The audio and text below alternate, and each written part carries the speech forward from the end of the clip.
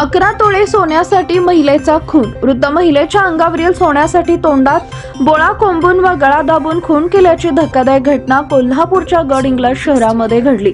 शोभा सदाशिव धनवडे, वय वर्ष 62, राहणार कचरा डेपो जवळ गडहिंग्लज असं या महिलेचं नाव आहे। सोलापुरे वसाहतीजवळ विहिरीत तोंडात कापडाचा बोळा कोंबल्याच्या स्थितीत महिलेचा मृतदेह आढळून आल्यानं एकच खळबळ उडाली।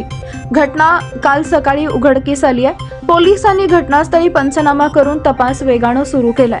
पोलिसांनी अनोळखी व्यक्तीविरुद्ध खुनाचा गुन्हा दाखल केलाय।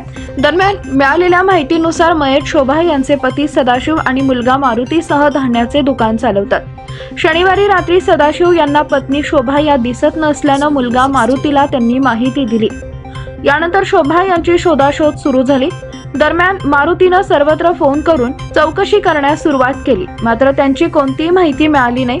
त्यानंतर त्यांचा मोबाईल बंद असल्याचं लक्षात आलं। त्यामुळे मध्यरात्रीच्या सुमारास मुलगा मारुतीनं पोलिसांना आई बेपत्ता झाल्याची तक्रार दिली।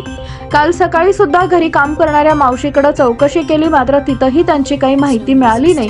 त्यामुळे आईचा शोध घेत असतानाच एका शेतातील विहिरीच्या बाजूला एक नॅपकिन, बाजूला चप्पल आणि मोबाईलचा काळसर रंगाचा कव्हर दिसून आला, मात्र त्यामध्ये मोबाईल नव्हता आणि विहिरीत वाकून पाहिले असता कडेला झुडपामध्ये अडकलेला मृतदेह दिसून आला। यानंतर पोलिसांना याची माहिती देण्यात आली। मृतदेह बाहेर काढल्यानंतर तो शोभा यांचा असल्याचं लक्षात आलं। त्यावेळी त्यांच्या तोंडामध्ये कापडाचा बोळा व डाव्या बाजूला गळावलेला व्रण दिसून आला।